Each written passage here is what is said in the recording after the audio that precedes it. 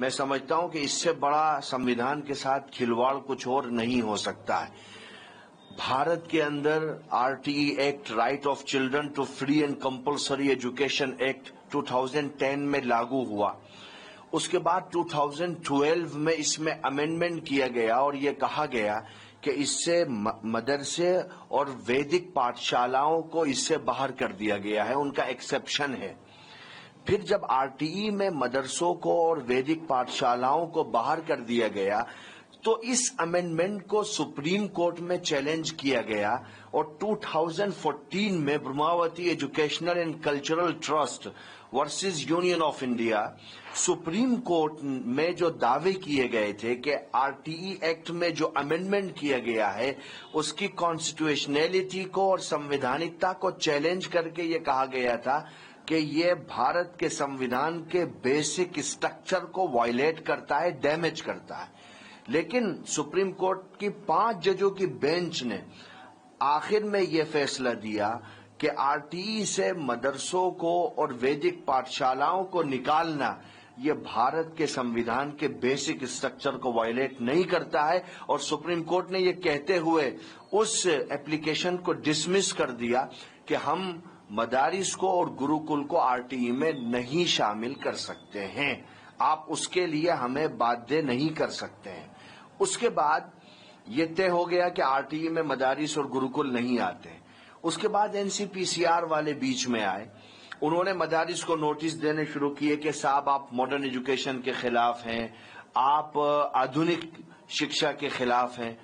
उसको लेकर के उन्होंने नोटिसेस दिए। उन नोटिसेस को लेकर के Jamiat Ulama Hind under the leadership of मौलाना अरशद मदनी साहब हम सुप्रीम कोर्ट में गए और सुप्रीम कोर्ट में तत्कालीन चीफ जस्टिस डीवाई चंद्रचूड़ जी की अदालत में ये केस आया और 21/10/2024 को मुख्य न्यायाधीश साहब की बेंच ने एनसीपीसीआर के सभी नोटिस को स्टे कर दिया और डीवाई चंद्रचूड़ जी ने ये बोला था कि वाई ओनली मदरसाज, कि आप ये जो आधुनिकीकरण की जो बात कर रहे हैं, आप एक कम्युनिटी को, हम ये इल्जाम लगाते हैं गवर्नमेंट पर कि आप एक कम्युनिटी के अंदर टेरर पैदा कर रहे हैं। ऐसा नहीं है कि मुसलमान मॉडर्न एजुकेशन के सहभागी नहीं है।